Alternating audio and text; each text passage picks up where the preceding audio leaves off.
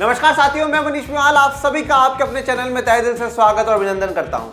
मैं उम्मीद करता हूं कि आप सभी शानदार, जबरदस्त और जिंदाबाद होंगे और आप सभी की कक्षा 12 की जो तैयारियां हैं वो बिल्कुल धमाकेदार चल रही होंगी। इन्हीं धमाकेदार तैयारियों को और भी धांसू बनाने के लिए आज हम लोग पढ़ने जा रहे हैं कक्षा 12 की अर्थशास्त्र में व्यष्टि अर्थशास्त्र का अध्याय 2 उपभोक्ता के व्यवहार का सिद्धांत। और आज है भैया उसका लेक्चर नंबर 5। कौन सा लेक्चर है? लेक्चर नंबर 5 है। आज हम क्या पढ़ने जा रहे हैं? आज बड़ा ही इंपॉर्टेंट टॉपिक हम लोग पढ़ेंगे। उसको कहा जाता है हासमान उपयोगिता नियम या हासमान सीमांत उपयोगिता नियम।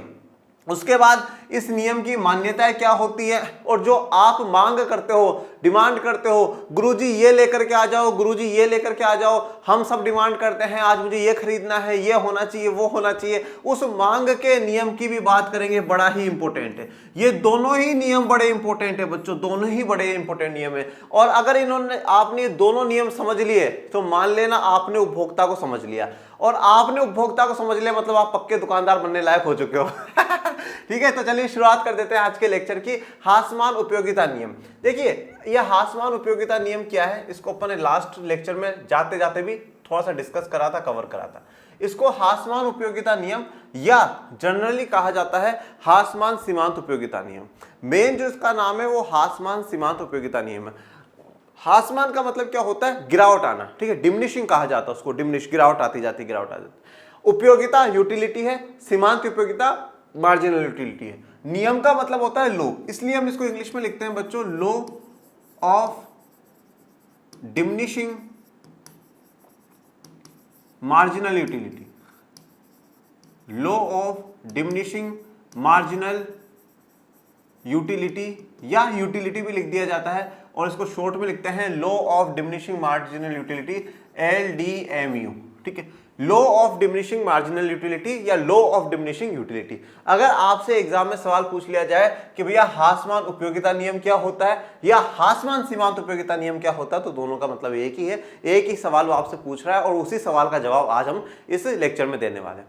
हासमान सीमांत उपयोगिता नियम या law of diminishing marginal utility क्या होती है? जिस भी बच्चे ने लास्ट का लेक्चर देखा है, लेक्चर नंबर 4, उसको ये मान लो कि आधा तो क्लियर हो गया क्योंकि वो सीमांत उपयोगिता को समझ करके आया।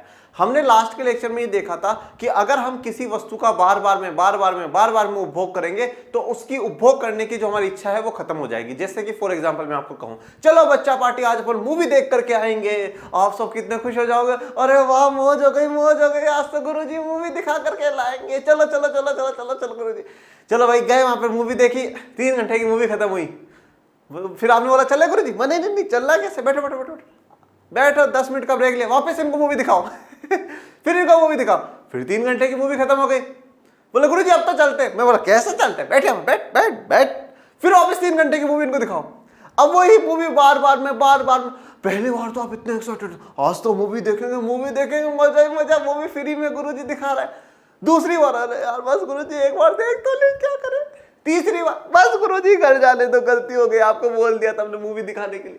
तो क्या है, जब एक ही उपयोगिता का, अब एक ही चीज का जब बार बार उपभोग करते हैं तो हमारी इच्छा कम होती जाती है। आलू की सब्जी आप एक दिन खाओ, फिर दूसरे दिन भी, तीसरे दिन भी, चौथे दिन भी, 5वें दिन भी, 6ठे दिन भी, 7वें दिन, बस मम्मी बस आलू इतने सस्ते क्यों हैं? आप सरकार से सवाल पूछोगे, सरकार आलू इतने सस्ते क्यों? जो मैं रोज मेरी मम्मी आलू खिलाती है मुझे, आलू इतने सस्ते भी नहीं होने चाहिए। इसका अर्थ यह है कि जब भी हम किसी वस्तु का उपभोग एक बार कर लेते हैं तो हमें संतुष्टि रहती है, पर दूसरी बार करते हैं कम इच्छा रहती है, तीसरी बार और कम, चौथी बार और कम, 5वीं बार और कम। मैं एक मेरा खुद का पर्सनल उदाहरण साहब आपको देता हूँ। जब किसी के घर में शादी होती है, किसी के घर में, अपने घर में नहीं, ठीक है, दूसरों के घर पर अपनी ज़्यादा नज़र रहती है। और जैसे कोई मान लीजिए कोई कार्ड देने आता है, तो कार्ड जैसे ही वो पिताजी को कार्ड देगा, पिताजी बहुत सारे कार्यक्रम देखते हैं कि ये कार्यक्रम कब है, वो कार्यक्रम कब है, कब क्या अटेंड करना है। अपन ये देखते हैं कि भाई खाने का कार्यक्रम कब है। खाने का कार्यक्रम देखा, डेट देखी, जगह देखी, और भैया बस उस दिन सुबह से थोड़ा सा कसरत कर करके पेट को हल्का हल्का करके रहेंगे, नहीं आज तो जीमण में जाएंगे। आज तो जीमण में जाएंगे, हमारे राजस्थान में जीमण बोला जाता है, जीमण में जाएंगे आज तो। अब वो जब तक जाते हैं, जब तक नहीं खाते तब तक तो ऐसा बहुत सारा खाएंगे, भाई आज तो सारी मिठाई मैं ही लेके आऊंगा। पर वो एक बार खाई मिठाई, दूसरी बार थोड़ी सी अरे यार बस, तीसरी बार तो नहीं नहीं नहीं नहीं यार बस बस बस खाली क्यों। अब वो इच्छा है ना, वो धीरे धीरे धीरे धीरे क्या होती है, इच्छा कम होती जाती है। आप एक ही दिन में आपको 3-4 जगह को खाने के लिए बुलाए, सुबह भी, शाम को भी, रात को भी, दोपहर में भी, तो आप क्या बस अरे यार बस बहुत जीम लिए, ज्यादा नहीं खाना, ज्यादा बाहर खाने को नहीं खाना। तो हम बस, मैं आपको इतना सा समझाना चाहता हूं बच्चों कि अगर हम किसी वस्तु का उपभोग, एक ही वस्तु का उपभोग बार बार में करते हैं तो उसके प्रति हमारी इच्छा घट जाती है, उसके प्रति हमारा जो रिएक्शन है वो कम हो जाता है, मतलब उसकी यूटिलिटी जो हो जाती है कम हो जाती है। उपयोगिता का मतलब क्या है, वो हमारे लिए कितनी उपयोगी है, वो हमारे लिए कितनी यूजफुल है, ठीक है। तो जब हमने एक बार उसको पहली बार लिया तब तक तो हमारे लिए वो बहुत उपयोगी थी, क्योंकि जब तक हमें मिली नहीं थी वो। जब दूसरी बार लिया तो थोड़ी बहुत उपयोगी बची, क्योंकि उसका पहला संतुष्टि कर चुके हैं। तीसरी बार जब उपयोगी हुआ वो और भी कम हो गए। जैसे फॉर एग्जाम्पल आज मेरे लिए स्कूल ठीक है क्योंकि मैं निकल चुका हूं उस फेज से, पर जो छोटा बच्चा होता है, जैसे आज मेरे घर में मेरा भतीजा भतीजी होते हैं, वो बहुत एक्साइटेड होते हैं स्कूल जाने के लिए, वहां झूले पे झूलेंगे, गेम्स खेलेंगे और खेलेंगे, क्यों, क्योंकि वो स्कूल अभी तक गए नहीं है। फिर धीरे धीरे बड़े होंगे, फिर थोड़ा सा लोड आएगा, फिर समझेंगे कि स्कूल क्या है, फिर कॉलेज के लिए इंटरेस्टेड रहेंगे, नहीं साहब कॉलेज में जाना है। तो हम किसी भी वस्तु के प्रति एक बार क्या रहते हैं, थोड़े से ज्यादा आकर्षित रहते हैं। और छोटा सा उदाहरण और, आप किताबें लाते हैं, नई नई किताबें, क्या खुशबू है किताबों की।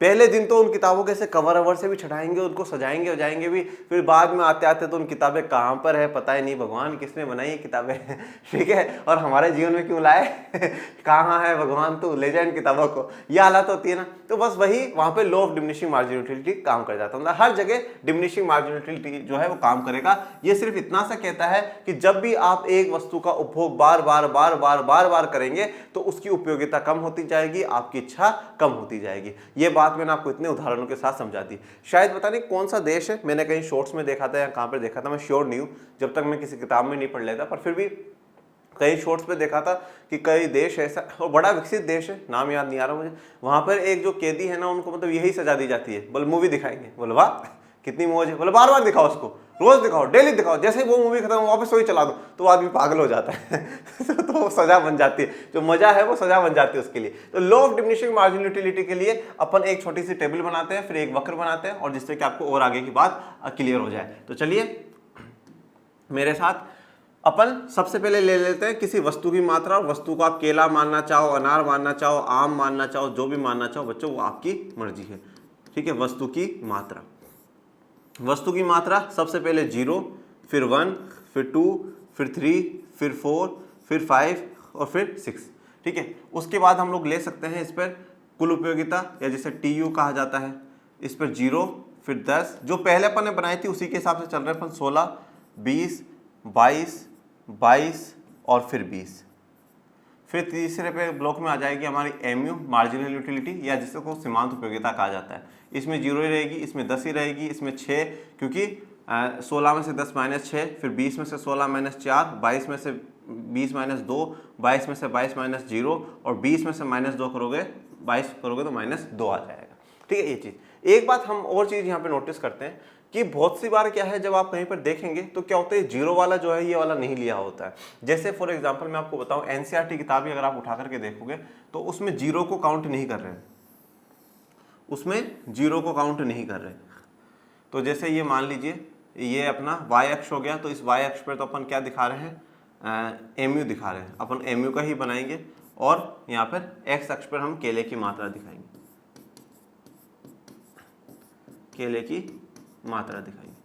तो ये 0 2 के हिसाब से चल लेते हैं, नहीं ये तो 1 2 3 4 5 6, और ये MU 2 में हो जाएगी, तो 2 4 6 8 10 12, और ये नीचे जा करके 2 माइनस 2।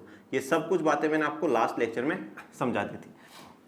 देखिए अब क्या होता है कि जैसे NCERT का मैंने कहा कि वो 0 को काउंट नहीं करता, और करना भी नहीं चाहिए। जब 0 ही वस्तु की मात्रा है तो TU 0, MU 0, जब 0 ही है तो उसको क्या काउंट करना, उसको क्या लेना, ठीक है।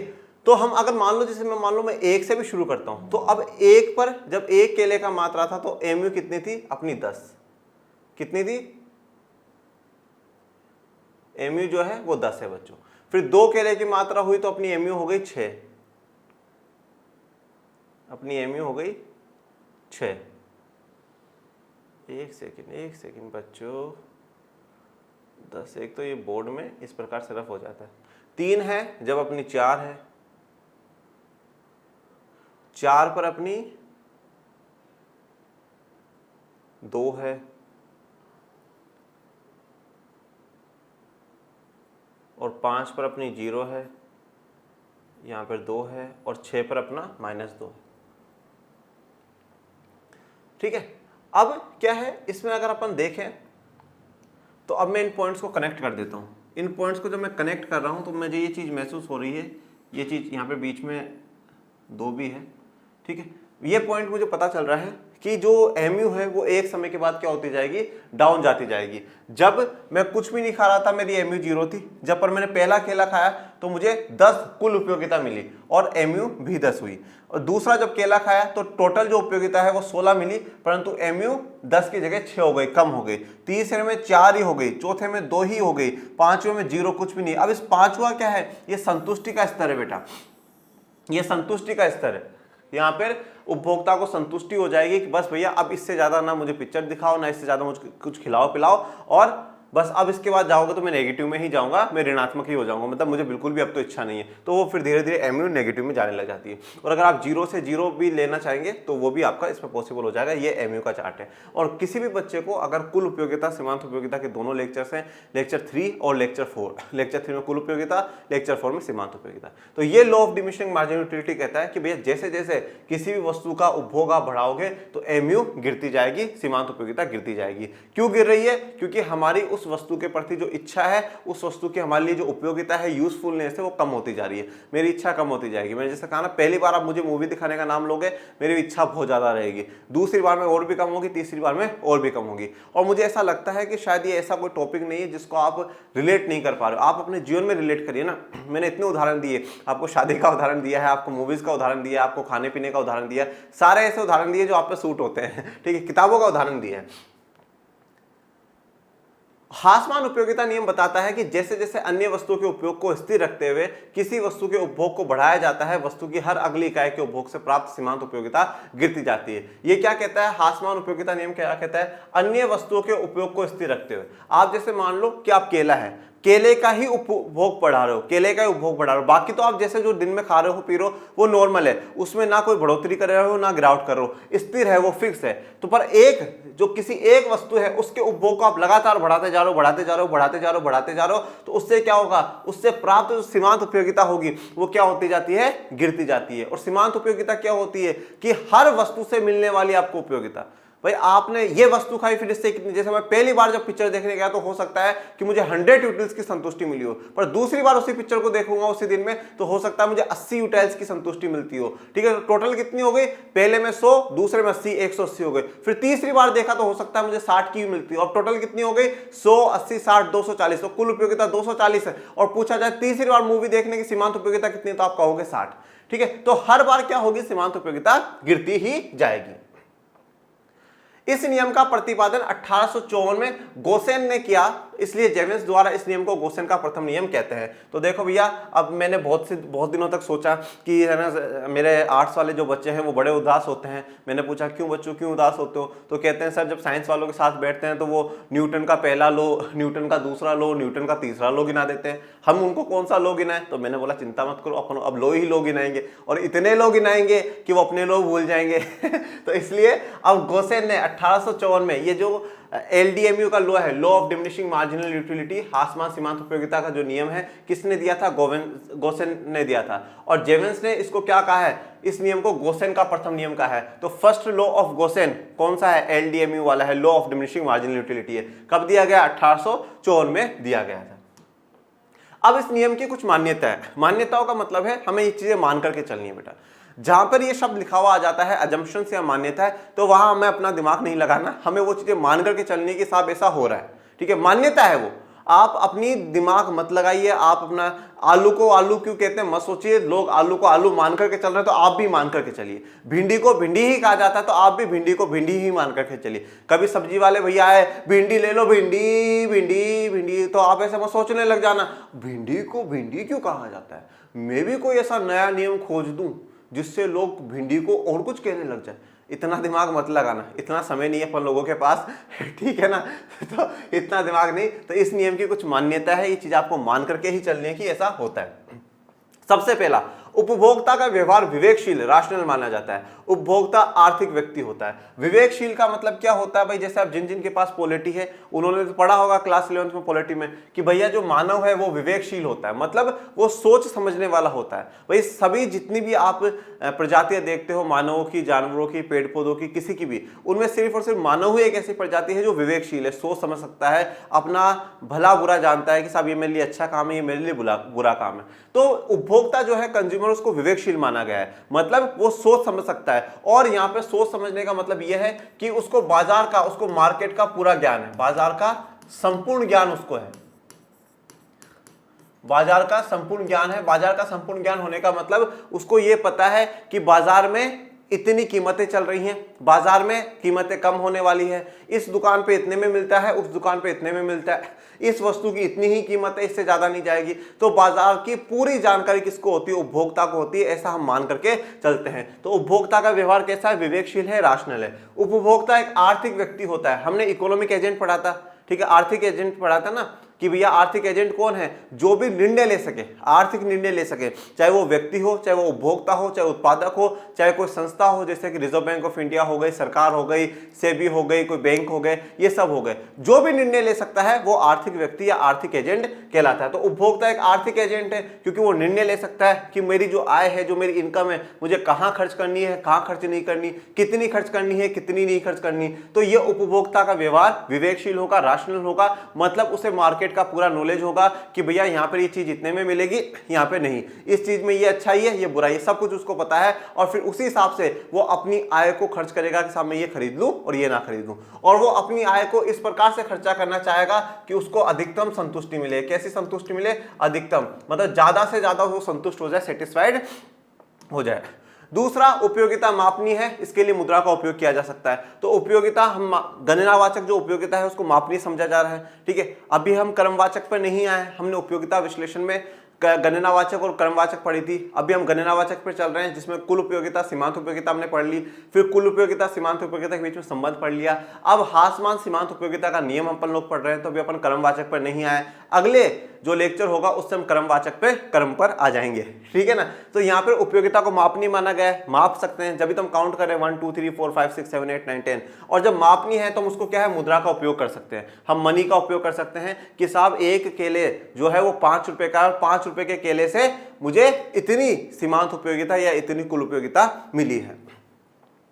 मुद्रा की सीमांत उपयोगिता को स्थिर माना जाता है। मुद्रा की सीमांत उपयोगिता का मतलब होता है, इसको ऐसे लिखा जाता है बेटा, MUM, marginal utility of money. Marginal utility of money, बड़े ध्यान से सुनना, मार्जिनल यूटिलिटी ऑफ मनी क्या होती है। मार्जिनल यूटिलिटी ऑफ मनी बोलता है कि जो एक मनी है उसकी वर्थ कितनी है, उसकी कीमत कितनी है। जैसे फॉर एग्जांपल मैं मान लूं, मैं कहता हूं आज 1 रुपया है, ठीक है, 1 रुपया है, तो उस 1 रुपये में मैं 2 केले खरीद सकता हूं। फॉर एग्जांपल मैं आपको एक उदाहरण दे रहा हूं, 1 रुपये में मैं 2 केले खरीद सकता हूं और उन 2 केलों से मुझे 20 यूटिलिटी मिलती है, मतलब 20 संतुष्टि मिलती है। अपन यूटिलिटी माप रहे हैं ना, यूटाइल्स में 20 यूटाइल्स की मुझे यूटिलिटी मिल रही है। तो यहां पर क्या है? मुद्रा की जो सीमांत उपयोगिता है वो स्थिर मानी जाएगी, मतलब मुझे 1 केले से हर बार 2, मतलब 1 रुपए से 2 केले मिलेंगे और 2 केलों से 20 जो है यूटाइल्स की संतुष्टि मिलेगी। मतलब 1 रुपया बराबर 2 केले और 2 केले बराबर 20 यूटाइल्स, ठीक है, ये इसमें परिवर्तन नहीं होगा। इसीलिए कहा गया कि जो मुद्रा की सीमांत उपयोगिता है, मार्जिनल यूटिलिटी ऑफ मनी है, वो स्थिर रहेगी, वो चेंज नहीं होगी। ऐसा नहीं होगी कल को 1 रुपए में 3 केले मिलने लग जाए और उससे 30 यूटाइल्स मिल जाए, या 1 रुपए में 2 केले आ रहे हैं 25 यूटाइल्स मिल जाए, ऐसा नहीं हो। ये स्थिर रहेगा बेटा, ये क्या रहेगा? स्थिर रहना चाहिए। ओके, वस्तु समरूप होनी चाहिए। अब देखिए, इस बात का आपको विशेष ध्यान रखना है, जब भी हम उपयोगिता की बात करते हैं तो हम एक निश्चित समय की बात करते हैं कि भैया एक समय के अंदर। अब जैसे मान लीजिए कि मैं आज कहीं पर पार्टी में खाना खाने जाता हूं, हो सकता है कि मेरी आज इच्छा कम हो जाए, पर मुझे कल वापस बुलाने, तो कल तक तो मैं वापस खाली पेट हो जाएगा, फिर मेरी इच्छा हो जाएगी। तो एक समय के अंदर, जैसे भाई 1 घंटे के अंदर आप कितना खा सकते हो। और मैंने पहली बार मिठाई ली, मेरा बहुत इंटरेस्ट था, दूसरी बार थोड़ा कम इंटरेस्ट, तीसरी बार कम इंटरेस्ट। तो इसलिए एक तो समय निश्चित होना चाहिए और वस्तु समरूप होनी चाहिए। समरूप का मतलब है बेटा बिल्कुल समान होनी चाहिए, इक्वल होनी चाहिए, बिल्कुल इक्वल होनी चाहिए। अब जैसे मान लीजिए मैं शादी में गया, तो मैंने पहला जो रसगुल्ला उठाया वो बहुत बड़ी साइज का था, मजा ही आ गया। अब दूसरा रसगुल्ला बिल्कुल भी इतना सा आ जाए, तो फिर तो क्या फायदा है, फिर तो मतलब ही नहीं, फिर वैसे तो मैं 10 और खा जाऊंगा। तो इसलिए कहा गया जो वस्तु है उसको एक जैसी होनी चाहिए, एक जैसी होगी तभी आप ये माप पाओगे कि हाँ भैया जो सीमांत उपयोगिता है वो गिरती जा रही है। क्योंकि जब पहला रसगुल्ला मुझे बड़ा दे दिया वो तो मैंने खा लिया, फिर छोटे छोटे 5-10 रसगुल्ले रख दिए तो वो तो मैं खाता जाऊंगा, फिर आप कहोगे सर सीमांत उपयोगिता का नियम फेल हो गया, मैंने पहला रसगुल्ला खाया, मेरी इच्छा थी और जब छोटे छोटे को देखकर और इच्छा हो गई कि और खा जाऊं। नहीं, तो वो साइज जो है वो सेम होनी चाहिए। आप खाना खाने बैठे, मम्मी ने चपाती दी तो पहली चपाती में आपको बहुत ज्यादा भूख थी, आपकी ज्यादा संतुष्टि, फिर मान लो मम्मी जो चपाती वो पूड़ी के हिसाब से देने लग जाए इतनी इतनी सी, तो आपकी तो और इच्छा बढ़ जाएगी, यार इतनी इतनी सी तो आ रही है, इतनी इतनी सी तो आ रही है। मतलब साइज सबका क्या होना चाहिए, सेम होना चाहिए, आकार सबका सेम होना चाहिए और सेम समय में होना चाहिए। उपभोग की प्रक्रिया सतत होनी चाहिए, कंटिन्यूसली होनी चाहिए। ऐसा नहीं है कि आपने एक रसगुल्ला खाया फिर 1-1.5 घंटे घूम करके आ गए, फ्री होकर के आ गए, नहीं, लगातार चलती रहनी चाहिए, लगातार चलेगी, वहीं पर एलडीएमयू लागू होगा, एलडीएमयू वहीं लागू होगा बच्चों, लगातार करनी है, कंटिन्यूसली करनी है। उपभोक्ता की आय, आदतें, रुचि तथा फैशन में दिए समय में कोई परिवर्तन नहीं होता। तो जो उपभोक्ता की आय है, इनकम में भी कोई चेंज नहीं होगा, उसकी कोई आदत है उसमें भी कोई चेंज नहीं करना कि भैया कल तक मुझे रसगुल्ले बहुत पसंद थे अब नहीं, ऐसा नहीं। उसका जो रुचि है उसके इंटरेस्ट में भी कोई चेंज नहीं, फैशन में भी कोई चेंज नहीं होना चाहिए, दिए हुए समय में कोई भी परिवर्तन इन चीजों में नहीं होगा। उपभोक्ता अगर कल भी महीने के 100 रुपए कमा रहा था तो आज भी 100 रुपए ही कमाएगा। जैसी उपभोक्ता की आदत है, रुचि है, फैशन है, वैसा का वैसा ही रहेगा, इनमें कोई भी परिवर्तन नहीं होगा। तो हमारा law of diminishing marginal utility, उपभोक्ता हास्य सीमांत उपयोगिता नियम, क्या जो नियम की मान्यता है वो 6 है। पहला, उपभोक्ता विवेकशील होगा, राशनल होगा, मतलब उसको मार्केट की पूरी जानकारी होगी।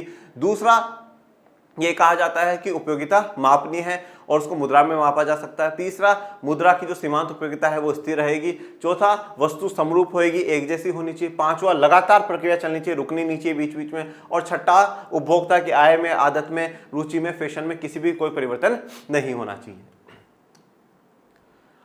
एकल वस्तु की दशा में मांग वक्र की उत्पत्ति, हासमान उपयोगिता नियम। देखिए, अब मैंने एक बार आपको हासमान सीमांत उपयोगिता जो नियम है वो बिल्कुल क्लियर कर दिया, वो मैंने आपको समझा दिया, law of diminishing marginal utility या लॉ ऑफ डिमिनिशिंग यूटिलिटी।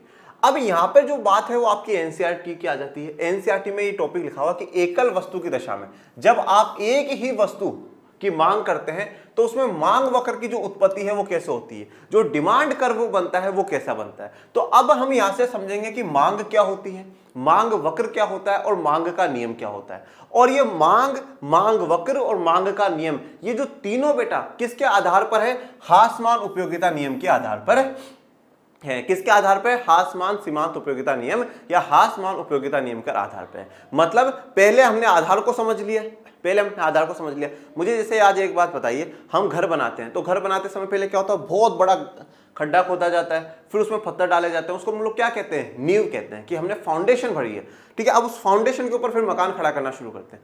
अब आज एक बात बताओ, आप पहले मकान खड़ा कर लो फिर सोचो लो मैं खोदूं और पत्थर डालूं, नहीं, फिर पॉसिबल नहीं है। तो पहले आधार को समझना जरूरी है, अब उसके ऊपर जो कुछ होता जाएगा चलता जाएगा। इसी प्रकार से मांग क्या होती है, मांग वक्र क्या है और मांग का नियम क्या है, ये सब उस बिल्डिंग की तरह, पर ये किस पे टिके हुए हैं, ये सारे के सारे हासमान सीमांत उपयोगिता नियम या हासमान उपयोगिता नियम एलडीएमयू पर टिके हुए हैं। ये सब एलडीएमयू पर टिके हुए हैं बेटा। तो इसलिए हमने एलडीएमयू को समझ लिया, अब आसान हो जाएगा हमारा मांग वक्र को समझना और मांग को समझना। किसी वस्तु के मांग वक्र का गणनावाचक विश्लेषण के द्वारा बनाया जा सकता है। तो किसी वस्तु का जो मांग वक्र है वो गणनावाचक विश्लेषण के द्वारा बनाया जा सकता है। अब पर सवाल यह कि मांग क्या है और तथा मांग वक्र क्या है। तो मांग क्या है और मांग वक्र क्या है, ये सवाल है जैसे ये भैया सोच रहे हैं। अब इन भैया ने तो इकोनॉमिक्स पढ़ी नहीं पढ़ी ना भैया, क्या कह रहे हो, नहीं पढ़ी तो पढ़ो ना यार, फिर बैठे क्यों जंगल में बैठ करके सोचने से मांग वक्र थोड़ी पता चलेगा। बताओ यार कैसे भैया ये भी, तो मांग क्या होती है और मांग वक्र क्या है, और मेरे बच्चों को सब कुछ पता चल जाएगा अभी थोड़ी देर में। चलो अब बात कर लेते हैं मांग का नियम, या जिसको इंग्लिश में कहा गया है लॉ ऑफ डिमांड। कौन सा लॉ, लॉ ऑफ डिमांड, ठीक है। तो अब हमने law of diminishing marginal utility पढ़ लिया। तो मुझे बड़ा दुख हुआ मेरे बच्चों ने जब कहा कि सर साइंस वाले तो अलग अलग लॉ गिनाते हैं, अपन कौन सा गिनाए, तो मैं अब लॉ ही लॉ पढ़ाऊंगा इनको, चिंता मत करो बेटा, तुम मस्त रहो, बिंदास रहो, ठीक है। तो अब लॉ ऑफ डिमांड पढ़ते हैं। Law of diminishing marginal utility के ऊपर एक और लॉ आ जाता है लॉ ऑफ डिमांड। पर सबसे पहला सवाल यह है गुरुजी कि आप हमें यह बताइए कि ये एक्चुअल में डिमांड होती क्या है, ठीक है। डिमांड का कानून जानने से, मांग का नियम या मांग का कानून जानने से पहले ये तो पता चले कि मांग होती क्या है। तो चलो मैं पहले आप लोगों को वही बता देता हूं कि मांग का जो नियम है वो क्या होता है, या मांग क्या होती है। वस्तु की मात्रा जिसे एक उपभोक्ता दिए गए वस्तु मूल्यों और आय पर खरीदने के लिए इच्छुक एवं समर्थ है, उसे उस वस्तु की मांग कहते हैं। मतलब जो एक वस्तु की मात्रा है, जैसे मान लो 1 किलो केले आप खरीद रहे हैं, इसे उपभोक्ता दिए गए वस्तु मूल्य पर, मतलब जो अभी मूल्य मार्केट में चल रहा है, जैसे 50 रुपए किलो केले हैं, तो 2 किलो केले खरीदना चाहते हो तो 100 रुपए हो गए। और अपनी आय, और उसकी आय भी वो देखेगा, मतलब मार्केट में उस चीज की प्राइस कितनी चल रही है और मेरी आय कितनी, मतलब मेरे बजट में है या नहीं है, मैं वो चीज खरीद सकता हूँ या नहीं खरीद सकता हूँ।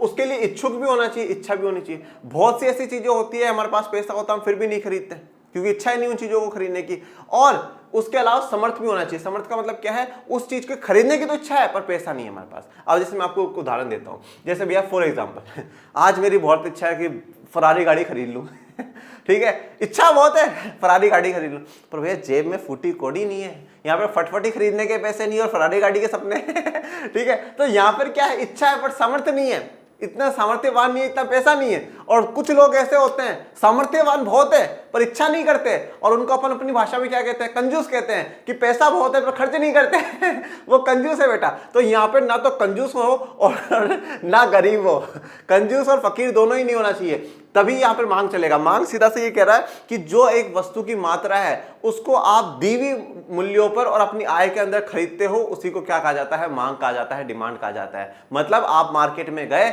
आपको मम्मी ने 100 रुपए देकर के भेजा और बोला कि जा बेटा 2 किलो केले और 1 किलो अनार लेकर के आ जाना। जब आपको पता चला कि नहीं साहब 100 रुपए में तो नहीं आ रहे, तो आप किसी ने कम बत्ती कर करके आप वो सामान लेकर के चले गए कि भैया मुझे इतना ही दे दो, 2 किलो केले दे दो, अनार छोड़ दो, मैं केले लेकर के घर चला जाता हूँ या चली जाती हूँ। तो वो क्या हो गई, 2 किलो केलों की मांग हो गई। तो आपकी इच्छा थी उनको लेने की और आप उनमें सामर्थ्य थे। अब ये आपकी आ गई मांग। अब आपको मांग क्लियर हो गई कि मांग क्या होती है, डिमांड क्या होती है। मतलब व्यक्ति कंजूस भी नहीं होना चाहिए और फकीर भी नहीं होना चाहिए। अब देखो पर बच्चों, किसी भी जो वस्तु की मांग होती है या किसी भी वस्तु की जो डिमांड होती है, वो सिर्फ और सिर्फ एक चीज पर निर्भर नहीं करती है। अगर हम जब भी किसी भी वस्तु की मांग करते हैं, हम जब भी किसी वस्तु की डिमांड करते हैं, तो वो एक ही चीज को प्रभावित नहीं करती, वो बहुत सी चीजों को प्रभावित करती है। जैसे कि सबसे पहला वस्तु की कीमत, सबसे इंपॉर्टेंट तो है वस्तु की कीमत। किसकी है, वस्तु की कीमत। भाई वस्तु की कीमत ज्यादा है या कम है, कम है तो मैं खरीद लूंगा, ज्यादा हुई तो अपन नहीं खरीद पाएंगे। पहला वस्तु की कीमत। दूसरा, इसके अलावा अन्य वस्तुएं होती हैं जैसे कि प्रतिस्थापन, प्रतिस्थापन वस्तुएं एवं पूरक वस्तुएं,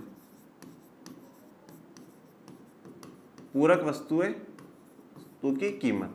अब ये प्रतिस्थापन वस्तु और पूरक वस्तु क्या होती है, ये भी मैं आपको आज के लेक्चर में ही आगे समझाऊंगा। उसके अलावा तीसरा जो प्रभावित करता है हमारी मांग को, वो होता है उपभोक्ता की आय।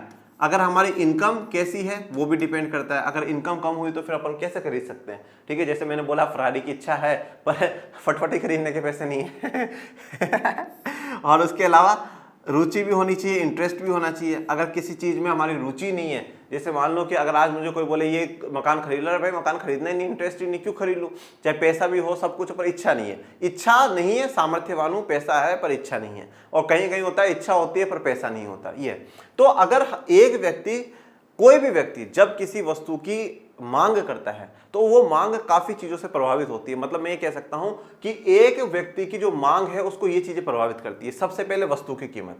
अगर वस्तु की कीमत कम ज्यादा हुई तो वस्तु प्रतिस्थापन एवं पूरक वस्तु कीमत, उपभोक्ता की आय और रुचि। अब देखिए, अब जो मांग का नियम है या लॉ ऑफ डिमांड, वो ये कहता है कि भैया आप इन सभी को तो कर दो स्थिर, इन सभी को तो कर दो स्थिर। मतलब क्या है, इनमें कोई बदलाव नहीं आएगा। कल अगर 10,000 रुपए उपभोक्ता आय कमा रहा था, आज भी 10,000 कमाएगा। कल अगर उसका उस चीज में इंटरेस्ट था तो आज भी है। और प्रतिस्थापन और पूरक वस्तुएं वही जो है जैसी की वैसी है, उनकी कीमत वैसी है। प्रतिस्थापन और पूरक वस्तु में एक बार आपको आसान भाषा में बता देता हूं।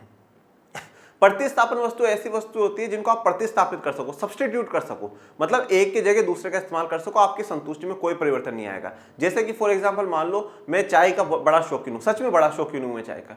अब जैसे चाय और कॉफी में कोई बड़ा डिफरेंस नहीं है, कल को मान लो अभी तक चाय की भी कीमत 10 रुपए है और कॉफी की भी 10 रुपए है, तो मैं क्या करता हूँ चाय पी लेता हूँ। पर कल को मान लो कि चाय की कीमत 15 रुपए हो गई तो अपन कॉफी पे चले जाएंगे, कोई बड़ा फर्क नहीं पड़ा, चाय कॉफी का टेस्ट सेम सा है, मतलब वो प्रतिस्थापित है। आप जैसे कोई कोल्ड ड्रिंक का बड़ा शौकीन होता है, अब आप cocoa Cola P low, cocoa Cola की कीमत बढ़ गई, थम्स अप पी लो, दोनों ब्लैक ब्लैक ही है क्या फर्क पड़ता है, आनी तो डकारी ठीक है। और पूरक वस्तुएं क्या होती है, पूरक वस्तुएं वो होती है जो एक दूसरे पर निर्भर होती है, जैसे कि कार और पेट्रोल या कार या डीजल, ठीक है। अब कार की कीमतें बढ़ेगी तो डीजल की भी बढ़ेगी, सीधी सी बात है, और कार की डाउन तो डीजल की भी डाउन, ये आप दोनों एक दूसरे पे लिंक है।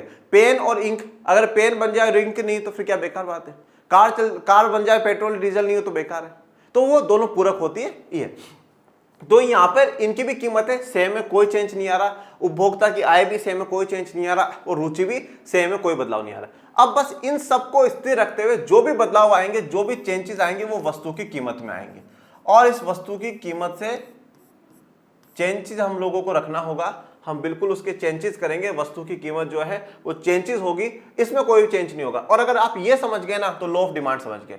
अब आ जाओ अपनी मेन बात पर, मेन मुद्दे पे, वस्तु की कीमत। आप मुझे एक बात बताओ, सीधी सी बात मैं आपके पूछ रहा हूं, कोई ऐसा घबराने या कोई ऐसा बहुत माउंट एवरेस्ट का सवाल नहीं, सीधा सा मुद्दा है। आज आप मार्केट में गए और आपको पता चला मार्केट में इस चीज की कीमत कम है, तो आप उस चीज को खरीदोगे ना, और उस चीज की कीमत ज्यादा हुई तो आप नहीं खरीदोगे। आप कभी अपनी मम्मी के साथ जाना, आप देखा करो मम्मी को, उसने बोला भाभी जी 20 रुपए का सामान, 20 को कैसे यार, 15 में, कल ही 15 में लेकर, चाहे लाई नहीं हो कल ही 15 में लेकर आए, आज 20 में कैसे हो गए, मतलब 15 में दो, आप 15 में दोगे तो ठीक है, मतलब कम कीमत पे हमेशा व्यक्ति ज्यादा मांग करता है। तो लॉ ऑफ डिमांड यही कहता है, लॉ ऑफ जो डिमांड या मांग का नियम यही कहता है कि जो प्राइस है बेटा, कीमत जो है, और दूसरी तरफ जो डिमांड है या जो मांग है वस्तु की, अगर कीमतों में वृद्धि हो जाती है, अगर कीमतें बढ़ जाती है तो उस वस्तु की मांग गिर जाएगी, उस वस्तु की डिमांड गिर जाएगी। जैसे फॉर एग्जांपल मान लीजिए कि भैया किसी वस्तु को मैं खरीद रहा था पर उसकी बहुत ज्यादा प्राइस बढ़ गई है, तो उसकी मांग गिर जाएगी, उसकी डिमांड गिर जाएगी। और अगर मान लीजिए उस वस्तु की प्राइस गिर गई है पर तो फिर डिमांड बढ़ जाएगी। अगर आज आपको पता चले यार ये चीज सस्ती हो गई तो अपन क्या करते हैं, ज्यादा खरीदते हैं। जैसे फॉर एग्जांपल हम मॉल में जाते हैं या और कहीं जाते हैं और लिखा रहता है buy 1 get 1 free, buy 2 get 2 free, इस प्रकार से 2 के साथ 2 फ्री ले जाओ, 1 के साथ 1 फ्री ले जाओ, तो वहां पे क्या कीमत कम है, 1 की कीमत में 2 सामान मिल रहे हैं, 2 की कीमत में 4 सामान मिल रहे हैं, खरीद लो। तो कीमत कम हुई तो आपने क्या कर दिया, ज्यादा मांग कर दी, आपने ज्यादा मांग कर दी। आप बिल्कुल सर्दियों के मौसम में गए, बोले नहीं भैया 2 जैकेट खरीद के लाऊंगा, देखा प्राइस बहुत है, आप 1 ही जैकेट खरीद के आ गए, आपकी डिमांड कम हो गई, ठीक है। तो प्राइस जब बढ़ेगी, कीमत जब बढ़ेगी, उपभोक्ता मांग को कम करेगा, और जब कीमतें गिरेगी उपभोक्ता मांग को बढ़ाएगा। ये आप खुद के ऊपर भी देख लेना या आप मेरे ऊपर भी देख लेना, सभी उपभोक्ता यही करते हैं। आप किसी भी बाजार में जाकर के खड़े हो जाइए, आपको उपभोक्ता दुकानदार को कहते हुए सुना ही मिलेगा कि भैया थोड़ी तो प्राइस कम करो तभी मैं खरीदूंगा, नहीं तो नहीं। और जब बहुत सी बार होता है वो कहता है नहीं भैया नहीं मैं तो कम नहीं करूंगा प्राइस, तो फिर उपभोक्ता क्या कहता है, भैया 2 सामान खरीद लूंगा, अब तो कम करो, चलो 5 खरीद लूंगा, अब तो कम करो, क्योंकि प्राइस कम होगी तो मैं डिमांड बढ़ाऊंगा, और प्राइस कम नहीं करोगे तो फिर डिमांड नहीं बढ़ाऊंगा। ये कहा जाता है, इसी को कहा जाता है लॉ ऑफ डिमांड। इसको दिमाग में बिठा लीजिएगा, वेरी वेरी वेरी इंपॉर्टेंट है। क्या है, लॉ ऑफ डिमांड, कि अगर प्राइस बढ़ती जाएगी तो डिमांड गिरती जाएगी, और प्राइस गिरेगी तो डिमांड बढ़ती जाएगी। अब ये आपको कैसा रिश्ता देखने को मिल रहा है, इस रिश्ते को क्या नाम दूं, तो आपको देने की जरूरत नहीं, मैं दे देता हूं। इस रिश्ते को नाम दिया जाता है ऋणात्मक संबंध या प्रतिलोम संबंध। बेटा इनके बीच में कैसा संबंध है, ऋणात्मक या प्रतिलोम संबंध है, मतलब इनवर्स रिलेशनशिप इनके बीच में। इनवर्स रिलेशनशिप का मतलब होता है ये ऊपर जा रहा है तो ये नीचे जाएगा, ये नीचे जा रहा है तो वो ऊपर जाएगा। दोनों के बीच में सेम नहीं है कि भाई ये ऊपर बढ़े तो ये भी ऊपर बढ़े और ये नीचे गिरे तो ये भी नीचे गिरे, नहीं, दोनों के बीच में अपोजिट है, ठीक है। ये इधर तो ये इधर, और ये इधर तो ये इधर, इस प्रकार से एक बढ़ रहा है दूसरा घट रहा है, दूसरा घट रहा है पहला बढ़ रहा है। ये ऋणात्मक प्रतिलोम संबंध है, इसी को लॉ ऑफ डिमांड या मांग का नियम कहा जाता है। पर एक विशेष बात का ध्यान रखिएगा, कुछ जगह लॉ ऑफ डिमांड लागू नहीं होता है, कुछ जगह जो मांग का नियम है वो लागू नहीं होता। जैसे कि जो आवश्यक वस्तुएं हैं, आज खाने की वस्तुएं आप कितनी ही महंगी हो जाओ यार, खरीदने तो पड़ेगी, इंसान भूखा तो नहीं मरेगा, अनाज तो खरीदेगा, सब्जी तो खरीदेगा, चाहे दाल खरीदो चाहे चटनी खरीदो, पर गेहूं तो लेकर के आएगा ही आएगा वो, क्योंकि उसको अपने पेट के लिए चाहिए। आवश्यक वस्तुओं पर कभी भी लॉ ऑफ डिमांड लागू नहीं होता है। उसके अलावा जो प्रतिष्ठित वस्तुएं होती हैं, जो मेरी प्रतिष्ठा को बढ़ाती है, उस पर भी लॉ ऑफ डिमांड लागू नहीं होता है। जैसे फॉर एग्जांपल आज मान लीजिए कि कोई एक बहुत अमीर आदमी है और उसके पड़ोस में कोई व्यक्ति एक बिल्कुल लग्जरी कार लेकर के आ गया। अब उसके लिए प्रतिष्ठा का सवाल बन चुका है कि साहब उसके पास ये लग्जरी कार है तो मेरे पास भी होनी चाहिए। अब उस जो उससे भी बेहतर कार लाने चाहेगा,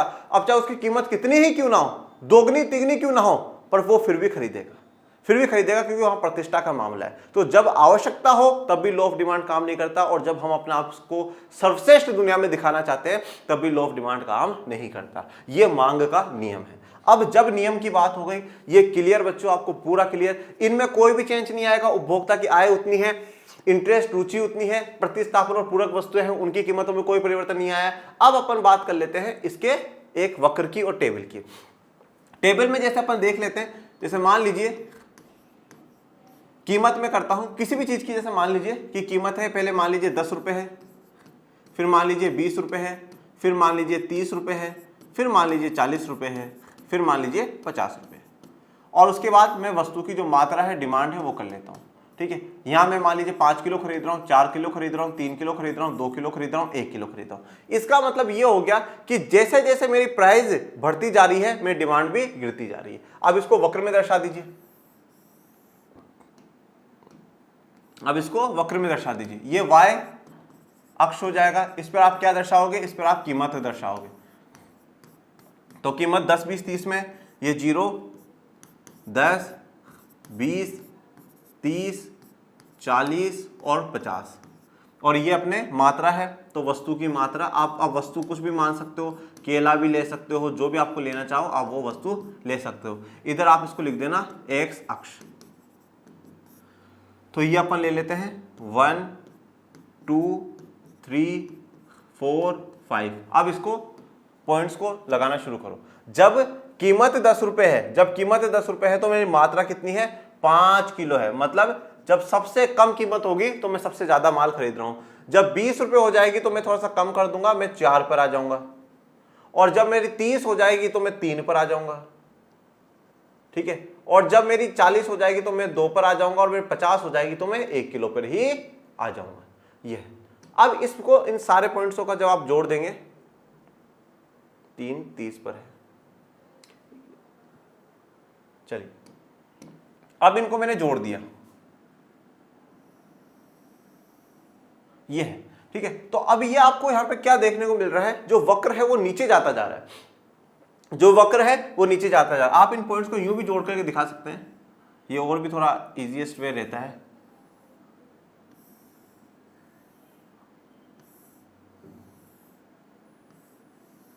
ये देखिए, अब इसमें क्या है, ये वक्र बिल्कुल नीचे जाता जा रहा है। इन पॉइंट्स को आप नाम दे दीजिए A B C D E। ठीक है, तो अब E में क्या है, पहले x की हमेशा लिखी जाती है 5 और 10, फिर ठीक है, फिर ये 4 और 20, ये फिर 3 और 30, फिर ये 4 और 40, और फिर ये, रुक जाइए, मैंने थोड़ा सा उल्टा कर दिया, दिखता है 3, यहाँ पर 2 आएगा बेटा, 2 और ये 1 और ये 50। हमेशा पहले x, हमेशा ये जो बनता है वो x और y से बनता है, तो पहले x वाले लिखे जाते हैं फिर y वाले लिखे जाते हैं। तो यहां से हमें ये बात समझ में आ गई, जो मांग का वक्र है वो गिरता हुआ वक्र है, वो डाउन होता हुआ वक्र है। और ये क्यों है, ये क्योंकि ह्रासमान सीमांत उपयोगिता पर लागू होता है कि जैसे जैसे हमारी संतुष्टि होती जाएगी वो संतुष्टि कम होती जाएगी, और ये कीमत जैसे बढ़ेगी हम मांग को कम कर देंगे, और मांग बढ़ेगी तो कीमतों को कम होना ही पड़ेगा। चलिए अब आगे बढ़ जाइए।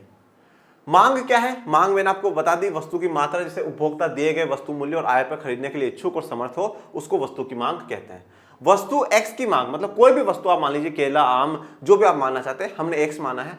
x वस्तु की स्वयं की कीमत के अतिरिक्त अन्य वस्तुओं की कीमतों एवं पूरक उपभोक्ता की रुचि और वरीयता जैसे कारकों पर भी निर्भर करती है। तो अगर ये जो एक्स वस्तु की जो मांग है ये उस वस्तु की कीमत पर तो निर्भर करेगी कि भैया उसकी बढ़ेगी, कीमत बढ़ेगी तो मैं गिरा दूंगा और कीमत कम होगी तो मैं बढ़ा दूंगा, ठीक है, तो उस पर तो करेगी। इसके अलावा कौन कौन सी जो प्रतिस्थापना है, पूरक है, उपभोक्ता की रुचि वरीयता, इन पर भी निर्भर करती है। तो अभी वाला जो हमने एग्जांपल लिया था उसमें हमने ये कहा था कि भैया इन सबको आप स्थिर कर दो, ये वैसी की वैसी, उपभोक्ता की आय उतनी की उतनी है, ये जो इनकी कीमत है वो भी उतनी की उतनी है, रुचि भी उतनी है, इंटरेस्ट भी है आज भी। अगर चेंज किसी में आएगा तो उस वस्तु की कीमत में ही आएगा, किसी दूसरी की में नहीं आएगा। अब आ जाइए प्रतिस्थापना या पूरक वस्तुओं पर। ये प्रतिस्थापना वस्तु है और ये बच्चों पूरक वस्तु। प्रतिस्थापना वस्तु या पूरक वस्तुएं क्या होती है, इस चीज को समझिए। प्रतिस्थापना वस्तु में ऐसी है बेटा जो आप उनको सब्स्टिट्यूट कर सकते हो, एक के बदले में दूसरा कर सकते हो। जैसे कि फॉर एग्जांपल मान लीजिए मैंने एक उदाहरण लिया पेन का। आज मैं बॉल पेन यूज करता हूं, ठीक है, दो पेन है, एक बॉल पेन है और एक जेल पेन है। अगर मान लीजिए दोनों की कीमत अभी 5-5 रुपए चल रही है, दोनों की कीमत अभी 5-5 रुपए चल, मैं बॉल पेन यूज कर रहा हूं, अभी कौन सा यूज कर रहा हूं, बॉल पेन यूज कर रहा हूं। और जैसे मान लीजिए कल को मुझे पता चला इसकी प्राइस कितनी हो गई, 10 रुपये हो गई। अब ये भी पेन और ये भी पेन, तो अपन क्या कर देंगे, इधर से शिफ्ट कर देंगे और अपनी जो संतुष्टि का स्तर है ना, जो सेटिस्फेक्शन है, उसमें कोई परिवर्तन नहीं आएगा, कोई बदलाव नहीं आएगा। अपन जितना संतुष्ट इससे थे उतना ही संतुष्ट इससे भी रहेंगे। ओके, जितना संतुष्ट अपन इससे थे उतना संतुष्ट इससे भी रहेंगे। तो प्रतिस्थापन वस्तुओं का बड़ा फर्क पड़ता है, बड़ा इफेक्ट पड़ता है। और जैसे जहां पर जैसे जो कंपनियां होती है जो एक ही प्रकार के प्रोडक्ट बनाती है वो मार्केट में प्राइस का बड़ा ध्यान रखती है। जैसे मान लीजिए कोई कोल्ड ड्रिंक बनाने वाली कंपनी है, सेम टेस्ट है, सब कुछ है, तो वो प्राइस को बहुत बराबर सा रखती है, ज्यादा ऊपर नीचे नहीं होने देते, क्योंकि उनको पता है प्रतिस्थापन वस्तुएं लागू होगी और अगर व्यक्ति को थोड़ी सी भी कीमतें बढ़ी तो वो दूसरी उसी प्रतिस्थापन वस्तु की तरफ चला जाएगा। इसका एक उदाहरण आप टी और कॉफी भी ले सकते हैं। जैसे मान लीजिए आज टी की कीमत 10 रुपए है और कॉफी की भी 10 रुपए है। मैं टी पी रहा हूँ, चाय पी रहा हूँ, पर कल को अचानक क्या हुआ कि चाय की कीमतें बढ़ गई, 20 रुपए बढ़ गई। और लॉ ऑफ डिमांड क्या कहता है कि कीमत बढ़ेगी तो क्या होगा, प्राइस कीमत बढ़ते ही हमारी मांग गिर जाएगी, तो हम इसकी मांग कम कर देंगे। कॉफी अभी भी 10 रुपए ही है, कॉफी में कोई बदलाव नहीं है, तो संतुष्टि वही है, उसी दूध से बनेगी, बस चाय पत्ती नहीं गिरती, उसकी जगह कॉफी गिर जाती है, बाकी शक्कर भी डलेगी, सब कुछ डलेगा, तो coffee P low, no matter. तो प्रतिस्थापन वस्तुएं यही होती है जिसका कि आप सब्स्टिट्यूट कर सको, प्रतिस्थापन कर सको, उसको चेंज कर सको, रिप्लेस कर सकते हो। इसके बाद दूसरी होती है पूरक वस्तुएं, या इनको कॉम्प्लीमेंट्री वस्तुएं कहते हैं। ये एक दूसरे पर निर्भर होती है। जैसे कि बेटा कार और डीजल या पेट्रोल आप लिख सकते हैं। कौन सी है, कार या डीजल। अब जैसे देखिए कि अब कार है, जैसे मान लीजिए कि भैया डीजल के जो है, अब डीजल की भी जरूरत पड़ेगी, कार की भी जरूरत पड़ेगी। अब आप ऐसा नहीं है कि नहीं साहब कार खरीद ले, डीजल की तो जरूरत नहीं, तो डीजल की भी जरूरत होगी और कार की भी जरूरत होगी। जैसे मान लीजिए पेन है और पेन में इंक है, तो इंक की भी जरूरत होगी और पेन की भी। ये दोनों एक दूसरे पर निर्भर है, ये दोनों एक दूसरे के आसपास पर निर्भर नहीं है। ये तो ऐसा इनके बीच में तगड़ा कॉम्पिटिशन है, इनके बीच में तो तगड़ा ये तो क्लास के जैसे मान लीजिए दो टॉपर्स की तरह, नहीं भैया 1 नंबर आते हैं आगे, ज्यादा पॉपुलैरिटी मेरी हो जाएगी, फिर बोला नहीं सब 1 नंबर। या आप जैसे चुनाव होते हैं नेताजी की तरह है, 1 वोट मिलते वो जीत जाएगा ठीक है, वो नेताजी वो प्रिय बन जाएंगे, और 1 वोट कम मिलते वो नेताजी कम प्रिय हो जाएंगे। और ये बच्चों ये बिल्कुल मतलब एक दूसरे पर निर्भर होते हैं। संबंध आप इसको क्या नाम दूं कि भैया निर्भर है, ठीक है। जैसे कि आज चलिए स्टूडेंट और टीचर्स का ही मैं आपको बता देता हूं। आज मैं हूं तो आप हैं और आप हैं तो मैं हूं, क्योंकि देखिए आज मान लीजिए जैसे मैं हूं, मैं पढ़ाने वाला हूं, मैं टीचर हूं। अगर मैं क्लास में चला जाऊं बच्चे ही ना हो तो मेरा बेकार है ना, फिर मैं किसको पढ़ाऊं, टेबलों को पढ़ा करके थोड़ी आऊंगा। हाँ, और अगर आप हो और हम नहीं है, टीचर्स नहीं है, तो फिर क्या है, बेकार है। आप आगे क्लास में बैठ के फिर आपको पढ़ाएगा कौन। तो यहां पे दोनों में संबंध है, रिलेशनशिप है। उसी प्रकार से कार और डीजल और पेन और इंक में ये प्रतिस्थापन और पूरक वस्तुएं, इनके बारे में हम आगे और पढ़ेंगे, डिटेल में पढ़ेंगे, पर अभी इतना ही है ना। मांग वक्र क्या होता है, मांग वक्र वस्तु की विभिन्न कीमतों पर मांगे जाने वाली मात्राओं की रेखीय प्रस्तुति है। तो मांग वक्र क्या है, रेखीय प्रस्तुति है, मात्राओं की रेखीय प्रस्तुति। जो अभी मैंने आपको ये बना करके दिखाया था वो मांग वक्र था, डिमांड कर्व था, तो आपने उसको रेखा के द्वारा दर्शा दिया है। जो एक उपभोक्ता किसी वस्तु की विभिन्न कीमतों पर खरीदने के लिए इच्छुक है, कोई जो एक उपभोक्ता है किसी वस्तु की जो अलग अलग कीमतें हैं, 10 रुपए, 20 रुपए, 50 रुपए, 40 रुपए, 50 रुपए पे अलग अलग जो चीजें खरीदने के लिए इच्छुक, अलग अलग चीज मतलब उसकी अलग अलग मात्रा, एक ही वस्तु की अलग अलग मात्रा। हमने क्या शुरुआत करी थी कि एकल वस्तु से, सिर्फ हम एकल वस्तु का पढ़ रहे हैं अभी, एकल वस्तु से एकल वस्तु को अलग अलग कीमतों पे कितना खरीदने के इच्छुक है वो बताता है। अन्य संबंधित वस्तुओं की कीमतों और बाकी जितनी भी संबंधित वस्तुएं, प्रतिस्थापन है, पूरक वस्तुएं, उनकी कीमत उपभोक्ता की आय को हम क्या मान लेते हैं, स्थिर मान लेते हैं, और वो हमें लॉ ऑफ डिमांड दे देता है। मांग का नियम, नीचे मूल्यों पर एक व्यक्ति एक वस्तु की अधिक मात्रा खरीदने को इच्छुक है तथा ऊंचे मूल्यों पर कम। नीचे मूल्यों मतलब कम प्राइस पर, जब प्राइस क्या हो, कम प्राइस पर एक वस्तु की अधिक मात्रा, मतलब जो मात्रा होगी वो क्या होगी, ज्यादा होगी। तो यही तो बेटा मैंने आपको बताया, प्राइस कम है तो डिमांड ज्यादा है, और कम जब ऊंचे मूल्यों पर कम और वस्तु की कीमत है और ऊंचे मूल्यों पर कम, और अगर प्राइस अगर ज्यादा हो गई तो वो मात्रा कम कर देगा, डिमांड कम कर देगा। मांगे जाने वाली वस्तु मात्रा के बीच में ऋणात्मक संबंध है। तो ये कैसा संबंध है, ऋणात्मक संबंध है। तो यही बात हमने पढ़ी कि अगर प्राइस बढ़ेगी तो डिमांड गिरेगी, और प्राइस गिरेगी तो बेटा डिमांड बढ़ेगी ही बढ़ेगी, 100% बढ़ेगी। और ये कैसा संबंध है, ऋणात्मक, नेगेटिव रिलेशनशिप या इनवर्स रिलेशनशिप है, प्रतिलोम संबंध है, दोनों एक दूसरे के विपरीत, एक बढ़ रहा है दूसरा घट रहा है, दूसरा घट रहा है पहला बढ़ रहा है, इस प्रकार से। और इसी को हम क्या कहते हैं, मांग का नियम कहते हैं, लॉ ऑफ डिमांड कहते हैं। नीचे की ओर ढलवा मांग वक्र की स्पष्टीकरण हासमान सीमांत उपयोगिता के विचार पर आधारित है। और ये जो आपने ढलवा वक्र बनाया है, इस प्रकार से वो नीचे आता हुआ वक्र है, मतलब जैसे जैसे ये ऊपर जा रहा है ये नीचे आता जा रहा है, नीचे आता जा रहा है। ये किस पर विचार पर आधारित है, हासमान सीमांत उपयोगिता नियम पर, LDMU पर आधारित है। हासमान सीमांत उपयोगिता का नियम बताता है कि वस्तु की प्रत्येक अगली इकाई कम सीमांत उपयोगिता प्रदान करती है। तो जैसे जैसे हम अगली इकाई खरीदेंगे तो हमारे लिए क्या है, उसकी यूटिलिटी क्या हो जाएगी, कम हो जाएगी। इसलिए व्यक्ति प्रत्येक अगली इकाई के लिए उतना के लिए इच्छुक नहीं होगा, और इसी कारण मांग वक्र नीचे की ओर ढलवा वक्र होता है। अब जब जब क्या होती है, कीमतें बढ़ती है तो हम उस वस्तु में इतनी इच्छुक नहीं होते, हम उस वस्तु में उतने इच्छुक नहीं हो रहे। हमें लग रहा है नहीं साहब देखो, अब क्या है कि 10 रुपए में जब मैं 5 किलो खरीद रहा हूं तो मुझे उससे इतनी संतुष्टि मिल रही है, परंतु अब मैं 50 में मुझे संतुष्टि नहीं होगी, मेरी इच्छा जो है वो डाउन जाती जाएगी। वही बात यहाँ पर कही गई है कि इच्छुक नहीं होगा और मांग वक्र ढलवा होगा, मतलब इस प्रकार से नीचे आता हुआ होगा। और अतः हासमान सीमांत उपयोगिता नियम यह स्पष्ट करता है कि मांग वक्र का ऋणात्मक दाम क्यों होता है, और इससे हमें यह भी पता चल जाता है कि ऋणात्मक दाम क्यों होता है, क्योंकि प्राइस बढ़ती है तो डिमांड गिरती है। चलिए, तो आज के लिए इतना ही, ठीक है। आपको कोई डाउट, कोई समस्या हो तो कमेंट बॉक्स में मेंशन कर दीजिएगा, और कैसा लगा आज का लेक्चर वो भी बताइएगा। और law of diminishing marginal utility आपको समझ में आया, डिमांड, लॉ ऑफ डिमांड समझ में आया या नहीं आया ये भी बता दीजिएगा। और अपने दोस्तों तक ज्यादा से ज्यादा लाइक, शेयर, सब्सक्राइब भी कर दीजिएगा, जिससे उन लोगों को पढ़ने का मौका मिले, वो भी इकोनॉमिक्स वाले लॉ जान सके। और पढ़ते रहिए, आगे बढ़ते रहिए। मिलेंगे नेक्स्ट लेक्चर में, तब तक के लिए थैंक यू सो मच। जय हिंद, जय भारत।